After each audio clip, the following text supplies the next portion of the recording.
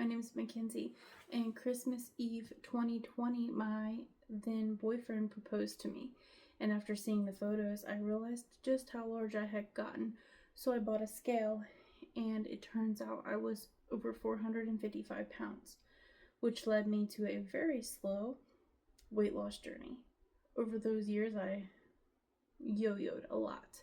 Up and down with my weight, it was a roller coaster ride. But I eventually got into the groove of things, and I ended up losing 155 pounds, which brought me down to about 270 pounds. Well, fast forward, we got married October 2023, and I never really left the honeymoon stage of just eating whatever I felt like. And then it turned into my bad habits just coming back full force. And that turned into me gaining probably about 80 pounds in the course of a few months. Fast forward some more, and I ended up finding out I was pregnant, and within a week miscarrying. And that was devastating. I was actually trying to surprise my husband not even a week later on Christmas Day, and I ended up miscarrying just days before telling him. So he didn't even know until I was actually miscarrying. So all of that trauma, and then my eating habits I've had since I was a teenager, or younger even maybe, came up. And then fast forward just a little bit more, and not even a month later I found out I'm pregnant again. And glory to God, I have a 9-month-old daughter now.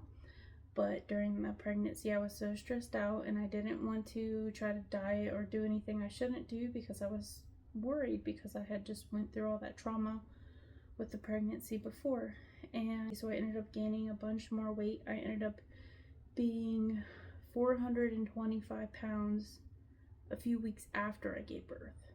And I had a very traumatic birth. I ended up having a seizure like an hour before I was supposed to be discharged. We ended up in the hospital for over 11 days.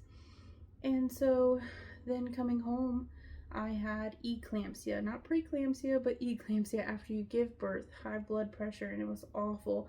I was always swelling and feeling like something wasn't right. And then I had a new baby. I ended up having an emergency C-section.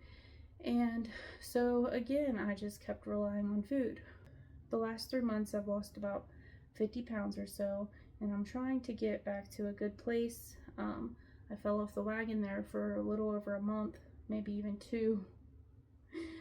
Just hit and miss sometimes, but I'm at a good place now, thank God, and I'm going to continue to get this weight off of me, keep growing a healthier mindset, and find good ways to manage my stress.